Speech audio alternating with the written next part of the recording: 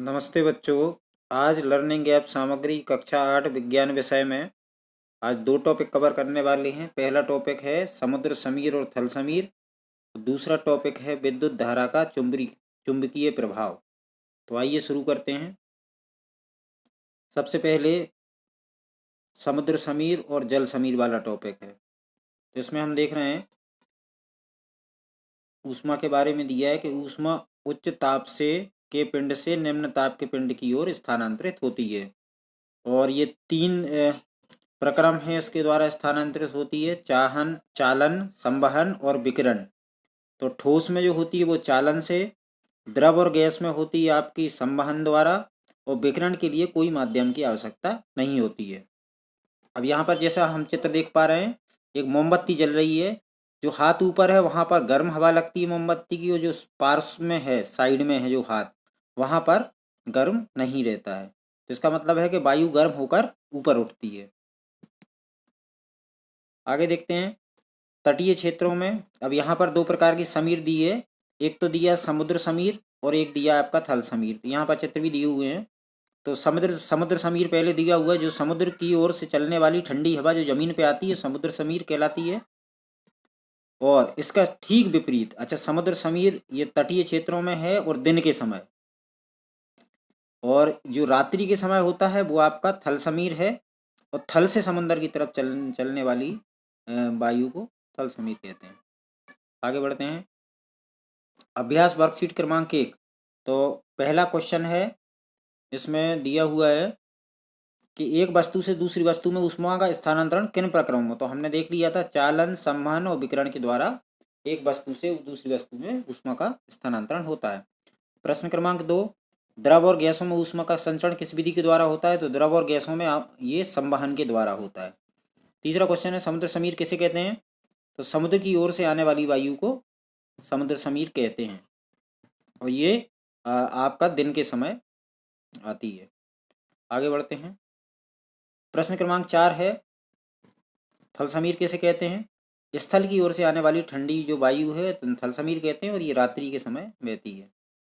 विकिरण प्रक्रम का कोई उदाहरण है। ये सूर्य का प्रकाश जो है ना, सूर्य से पृथ्वी तक विकिरण प्रक्रम के द्वारा पहुंचता है।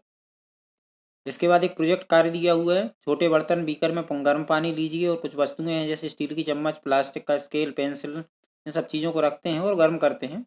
तो देखते हैं इस क्या होता है, आगे देखते हैं। ये आपकी वस्तु है। पहली वस्तु जो है वो आपकी चुंबक है, चम्मच है, सॉरी। तो ये जो चम्मच है,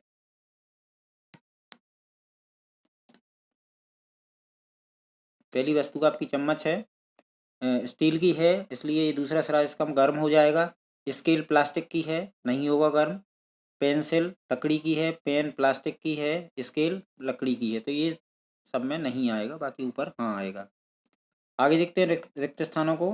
पहला है चालन, खाली स्थान तथा विकिरण ऊष्मा, तो यहाँ पर संवहन आएगा। दूसरे में यहाँ पर विकिरण आएगा, और अंत में जो है चालन आएगा। देख लीजिए यहाँ पे।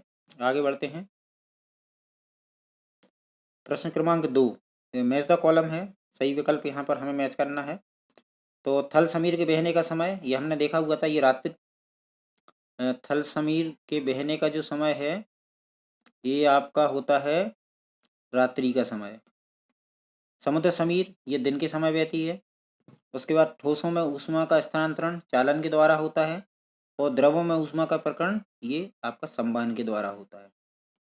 अब आते हैं प्रश्न क्रमांक 3, तटीय क्षेत्रों में दिन के समय कौन सी वायु। तो तटीय क्षेत्रों में दिन के समय जो वायु बहती है वो वाली वायु जो कहलाती है समुद्र समीर कहलाती है। बाकी आप जवाब यहाँ से देख सकते हैं। तटीय क्षेत्रों में रात के समय जो बहती है वायु उसको हम थल समीर कहते हैं। बाकी आपका जवाब यहाँ पर दिया हुआ है, आप यहाँ से देख कर लिख सकते हैं, स्क्रीनशॉट ले सकते हैं। आगे बढ़ते हैं। अब दूसरा टॉपिक पढ़ने जा रहे हैं, विद्युत धारा का चुंबकीय प्रभाव। तो यहाँ पर ये दिया हुआ है अवधारणा का संक्षिप्त परिचय। चुंबकीय प्रभाव क्या कहते हैं, जब किसी धातु किसी तार से विद्युत धारा प्रवाहित करते हैं तो वो चुंबक की तरह व्यवहार करता है, इसको हम चुंबकीय प्रभाव कहते हैं।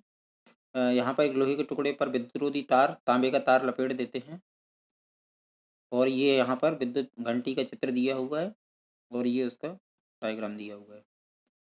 आगे बढ़ते हैं। यहाँ देखते हैं इसकी क्रियाविधि दी है। आप यहाँ से इसको आराम से पढ़ सकते हैं और समझ सकते हैं। बिल्कुल आसान है, इसमें कुछ नहीं है। ये यहाँ पर ये कील है, कील पर आपका कॉपर वायर सर्किल किया हुआ है। यहाँ पर ये आप विद्युत ऊर्जा प्रदान कर रहे हैं। जब यहाँ से विद्युत धारा जाती है तो ये चुंबक की भांति कार्य करता है। तो यहाँ पर ये लगी हुई घंटी में हथौड़ा लगा रहता है, ये इसमें बार बार टकराता है और विद्युत घंटी से आवाज़ आती है। बाकी आप देख सकते हैं, यहाँ पर आराम से समझ में आ जाएगा, आसान है। तो ये विद्युत धारा का चुंबकीय प्रभाव का उदाहरण है। आगे देखते हैं। अब आते हैं अभ्यास वर्कशीट क्रमांक 1 पर। यहाँ पर एक प्रश्न दिया है, विद्युत धारा का चुंबकीय प्रभाव कैसे कहते हैं? तो ये परिभाषा यहाँ पर दी हुई है। विद्युत चुंबक किसे कहते हैं? यहाँ से आप देख के लिख सकते हैं। लोहे के किसी टुकड़े पर विद्युत रोधी तार से लिपटी विद्युत धारावाहिक कुंडली को विद्युत चुंबक कहते हैं।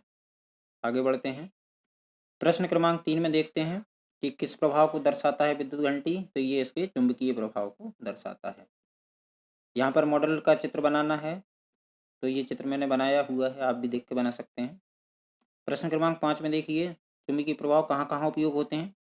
तो विद्युत चुंबक निर्माण में, विद्युत घंटी में विद्युत धारा का चुंबकीय प्रभाव का उपयोग होता है। कोई दो बताना थे, हमने यहाँ पे दिए हैं।